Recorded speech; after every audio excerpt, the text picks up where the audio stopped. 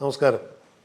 ഈ വീഡിയോ കാഴ്ചക്കാരിലേക്ക് എത്തുമ്പോഴേക്കും മലയാളത്തിലെ ഏറ്റവും വലിയ താരങ്ങളായ മമ്മൂട്ടിയും മോഹൻലാലും ഒന്നിച്ച് അഭിനയിച്ച പാട്രിയോട്ട് എന്ന സിനിമ ഒരു വലിയ തരംഗമായി കേരളക്കരയെ കീഴടക്കും എന്നാണ് എൻ്റെ വിശ്വാസം.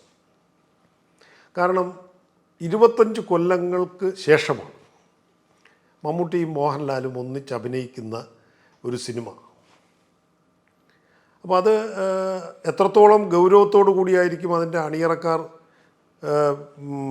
നോക്കുന്നത്, അല്ലെങ്കിൽ അതിനെ നോക്കിക്കാണുന്നത് എന്ന് നമുക്ക് ഉറപ്പിക്കാം. കാരണം അത്ര സൂക്ഷ്മമായിട്ടുള്ള കഥയും അതിൻ്റെ സംഗതികളുമൊക്കെ ചേർത്തിട്ടായിരിക്കും ആ സിനിമ ഉണ്ടാക്കിയിരിക്കുന്നത്.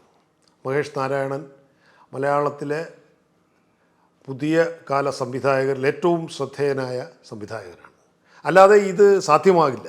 അങ്ങനത്തെ ഒരു സംവിധായകന് മാത്രമേ മമ്മൂട്ടിയെയും മോഹൻലാലിനെയും ഒന്നിപ്പിച്ച് ഒരുപോലെ ഒരു സിനിമയിലേക്ക് കൊണ്ടുവരുവാനും ക്യാരക്ടറൈസേഷൻ നടത്തുവാനും ഒക്കെ സാധിക്കും. അപ്പോൾ അതിൽ സബ്ജക്റ്റ് വളരെ പ്രധാനമാണ് എന്ന കാര്യം ഉറപ്പായും പറയാം. ഇനി 25 കൊല്ലമായി എന്ന് പറഞ്ഞല്ലോ. അതിന് മുമ്പ് ഹരികൃഷ്ണൻസ് എന്ന സിനിമ മമ്മൂട്ടിയും മോഹൻലാലും ഒന്നിച്ച് അഭിനയിച്ച സിനിമയാണ്.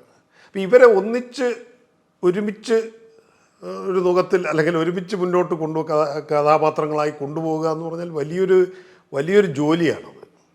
അത് ചില്ലറപ്പെട്ട ആൾക്കാരെ കൊണ്ടൊന്നും പറ്റില്ല. മലയാളത്തിൽ ഒട്ടനവധി സംവിധായകരുണ്ട്.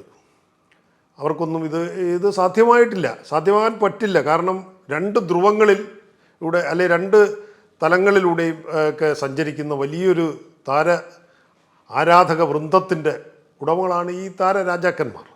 ഇത് പറയാൻ കാരണം വെള്ളി നക്ഷത്രത്തിൽ ഞാൻ പ്രവർത്തിക്കുന്ന കാലത്ത് ഇതിൻ്റെ ഒരു സുവർണ കാലമായിരുന്നു. വെള്ളി നക്ഷത്രത്തിൻ്റെ റിപ്പോർട്ടിങ്ങിന് നമ്മൾ പോകുമ്പോൾ ആ വീക്കിൽ തന്നെ ഇവരെ ഫോക്കസ് ചെയ്തുകൊണ്ടായിരുന്നു. ഒരാഴ്ച മോഹൻലാലാണെങ്കിൽ മറ്റൊരാഴ്ച മമ്മൂട്ടി.